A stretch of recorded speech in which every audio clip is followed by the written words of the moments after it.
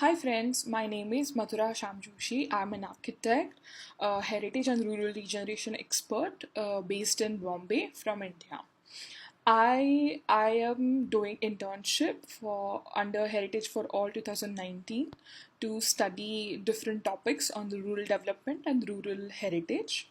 So for week 2, I have selected theme called Built Vernacular Heritage, which is related to urban architecture and its interpretation of rural internal design. So for this particular theme, I have selected a case study of earthen vernacular homes in Leh Ladakh region in India. Today's condition is architecture, internal design, planning, and relevance in today's time, and what we can learn from its internal design and vernacular urban architecture construction techniques.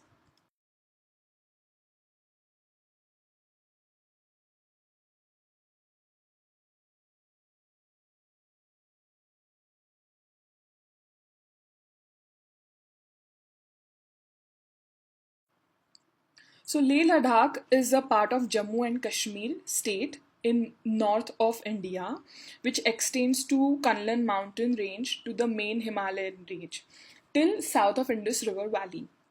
Leh Ladakh region has a very interesting history which date back to 1st century AD as a part of the Kushan Empire.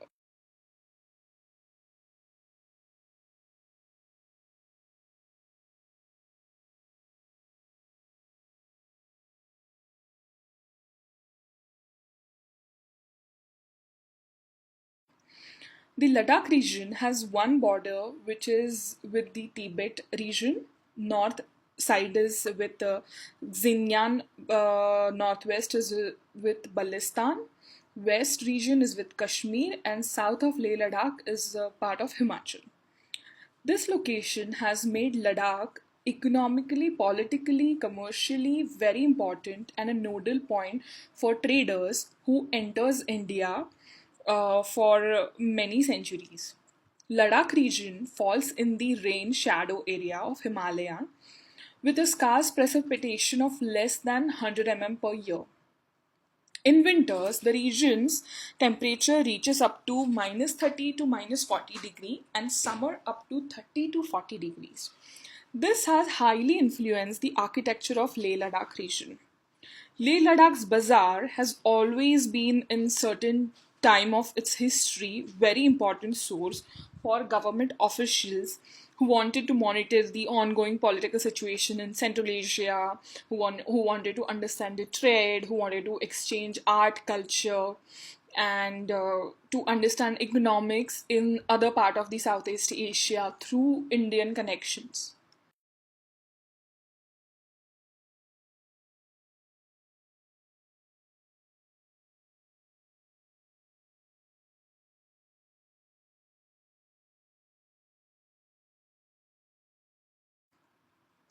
The extreme climate, geographical location, and landscape of the region has resulted into simple, efficient, and climate responsive vernacular architecture. The small villages in this region appears as a green oasis in the barren landscape. The irrigation of the summer snow melt from the high mountains is very essential for the agriculture of this region. The internal vertical arrangement of spaces within the Ladakhi residences represent the Tibetan cosmology. The stables on the ground floor represents the animal realm. The human realm is represented by the family's living rooms that are located at the first elevated level. The region has a higher influence of Buddhism, which is kind of reflect into its vernacular architecture. The crucial step in making Ladakh's landforms productive is, however, circumscribed by the possibilities of the irrigation considering the scarce rainfall. The number of people living in a community and the scale of a settlement are the result of the production capacity of the area where the village is positioned, mainly linked to the water reservoirs. Planning and designing of buildings in a hill settlement are tedious and challenging tasks due to difficult terrain, steep gradient, adverse climatic conditions, and proneness to natural hazard also is very important here. In response to these conditions, numerous vernacular practices developed and vernacular architectural style have evolved over a period of time with the use of local material and indigenous construction technique. The settlements in hilly regions are classified into three categories. One is the ridge level, second is the midland, and third is the valley settlements. When we look at the valley settlements, main public spaces, temples, and other public and community areas, grounds are generally located in the lower areas, and houses are located in the upper regions on sloping terrain.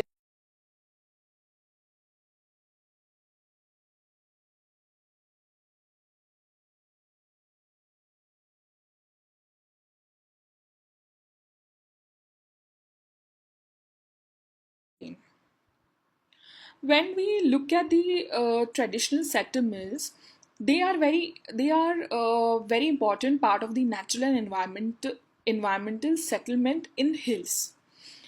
As a different vernacular building merges well with the surroundings, and they have a very minimal impact on environment of this hilly region.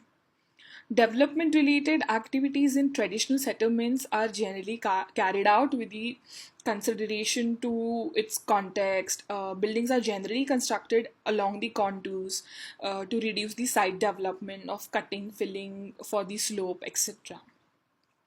When we look at the particular description of Ladakhi architecture, its earthen architecture in historical text, one of the British officer, Alexander Cunningham from British East India Company, he visited Leh Ladakh during 1847 and he wrote about its architecture, which is a very interesting note. The houses has a very general architecture character that will be applicable to most of its settlement in the entire region. He also wrote that houses usually consist of 2 or 3 stories and sometimes 4 stories. The foundation and lower parts of wall are built by stone and the upper walls are built by sun-dried mud bricks. In the better houses, some of the rooms are of considerable size, 25 feet long and 18 broad, but they are always very low. The highest not exceeding 7.5 or 8 feet. The roofs of these larger rooms are always supported by wooden pillars. So, such interesting description gives us that the Leh Ladakh vernacular architecture has evolved in its exterior expressions, also in the construction techniques.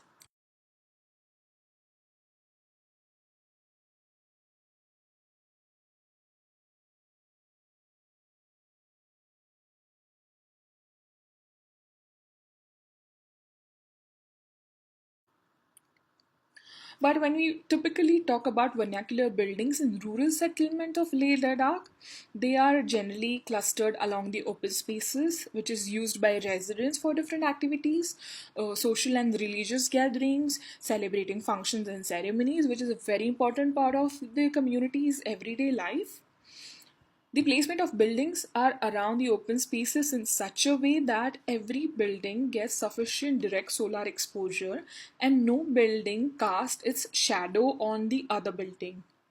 This is very important factor to consider when the climate is very extreme, when the winters are very cold. While clustering different buildings along the open spaces, buildings are judicially oriented to achieve maximum solar exposure and minimum wind exposure. The environment offers plenty of the first two items like stone and mud for the bricks, but timber is especially is very rare at high altitude region. So wood became a very important part of Ladakh's vernacular architecture expression. Wood became very precious construction material.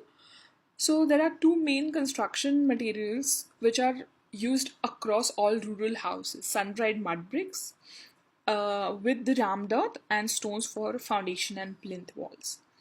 The available earth determines whether it can be employed for one or the other technique, mainly according to its clayness and the presence of sand and silt content.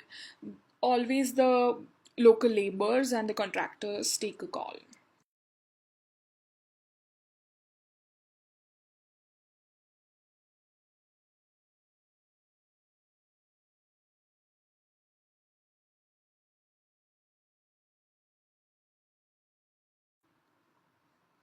When we talk about the architectural typology of vernacular houses, which are called as kanjis in local language, are characterized by the intensive use of earth together with the stone and wood as a basic building material. The foundations of traditional buildings are built of stone, the load bearing walls, uh, as well as the internal framework, are executed with pakbu, the traditional earthen blocks. The floors and the roofs are constructed with poplar wood, beams and willow sticks, vegetable fibers, and plaster mixture made of earth and water called makal. It is used to be difficult to have enough fuel for firing clay or melting metal in ovens in large quantities. This limited the use of earth to its dry form, and metal was almost totally absent from the construction techniques and work. Another limit here in the construction we see is tools and machines. Almost all the work related to architecture was carried out by hand, from the sourcing of material to their implementation to construction to maintenance.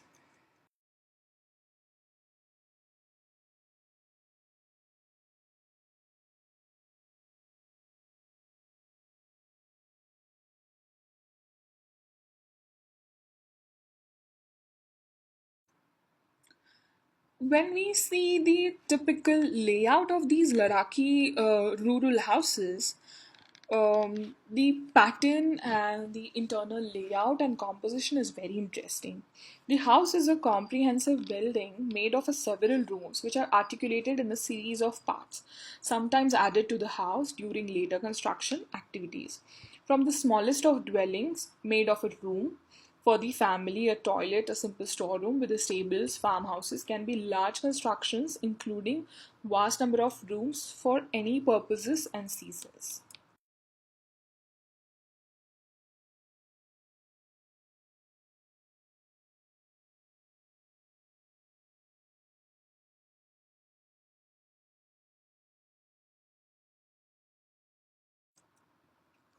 When we see the arrangement of rooms, internal layout in these particular houses are very irregular. They are not in continuous stories, but are all sorts of levels connected by a narrow and a low passage. There are two or three large reception rooms, some of them with an opening to the sky in the center, and few of them don't have openings in the center.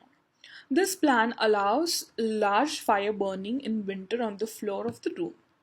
The roofs of these large rooms were supported by columns with the wide extending head or a capital, which is so marked a feature in Indian architecture. The columns, indeed, most of the woodwork goes into columns and beams.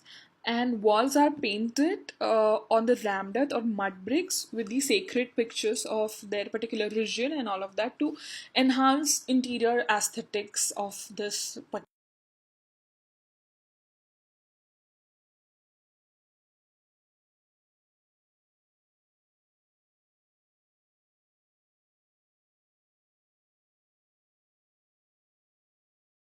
particular house. When we see the section in these Ladakhi houses, the connecting spaces in the houses used to be kept to a minimum. Their shape and dimensions are not fixed. They depend on the position of the other rooms around them and their vertical connection, which plays a very important role in hilly areas. If the main connecting space is on the first floor, this would give access to the chansa, the toilet, the sleeping or guest rooms, and the raspal room on the same level, horizontally, linking the main living area to the ground floor and a second floor vertically. So this linkage becomes very, very important in all vernacular homes. Sometimes an outer staircase may lead to the main door at the first floor that is linked to the main connecting space.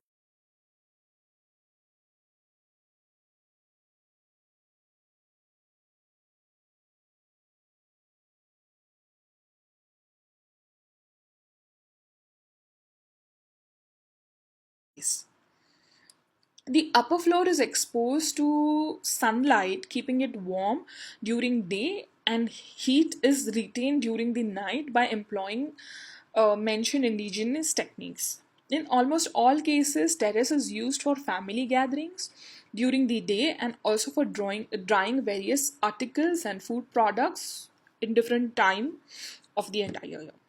The main living room is usually fitted with a characteristic large window which is facing the sun. In the cases where the building is diagonally oriented with the south, the main large window is installed as a corner window, catching the sunlight from both the directions. This window is kept closed most of the times throughout the year and never opened during winters in order to trap the solar radiation as an indigenous greenhouse mechanism. In some cases, this window has been provided with a double glazing to enhance the insulating properties. All other rooms, if we see in the house, are 3 to 4 meter in their sizes, perhaps due to the limitation of building materials, and also helping in maintaining the comfortable, warm environment inside the house. Large spaces tend to become cooler quickly. That's the reason they are opting for smaller and compact, cozy spaces. The windows in the other rooms that do not get sunlight are very small in the size to retain heat within.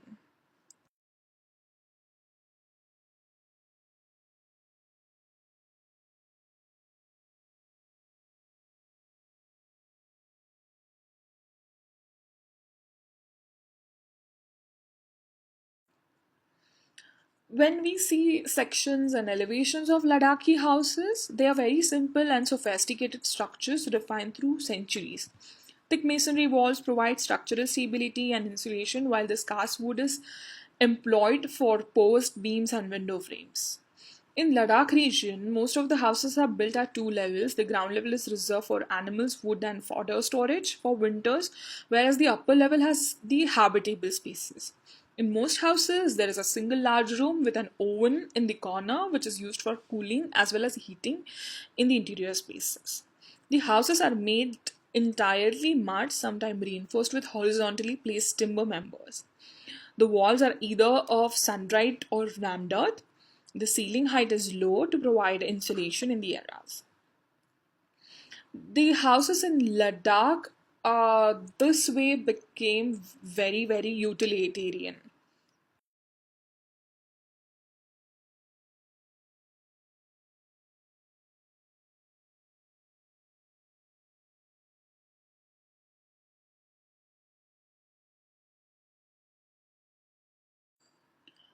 If we see today's time, the relationship between past and present is very critical issue in globalization. The role of vernacular architecture plays very important role in communities' identity, culture, and its rituals to protect its religion, different rural rituals among the community. The socio-cultural aspect for vernacular architecture and its sustainability became very important in recent time. It is very important to understand and implement in today's new construction and new architectural practice when we touch on any projects in rural region. So the study of these Leh Ladakh region rural homes and their internal design is very important to understand how they have utilized minimum construction material and responded to its climate and context and evolved that architecture over thousands of years and still practicing the same. Still those houses are standing for 100 and 200 years. The learning from urban vernacular architecture are only implemented with indigenous construction techniques and energy efficient concept in its practice. And that gives a better understanding how we can modify and come up with a new restoration or a new construction techniques. Uh, the innovation in environmental and socio-economically sustainable design of architecture is the biggest learning from Leh Ladakh's mud houses. Vernacular architecture is composed of traditional buildings which represent a morphological response to both environment and climate constraints as well as the socio-economic and cultural characters of that particular society. The materials and architectural components used are climate responsive. In this particular region, in Leh Ladakh houses, they are tailored according to the distinct location, wind speed, snowfall, summer and winter temperature, and that's how they have adapted to seismic, geographical, topographical features as well as to local climate. So the example of Leh Ladakh mud houses and the internal composition teaches us very important thing that how mud architecture has evolved the vernacular style of this particular region for last many years. Thank you.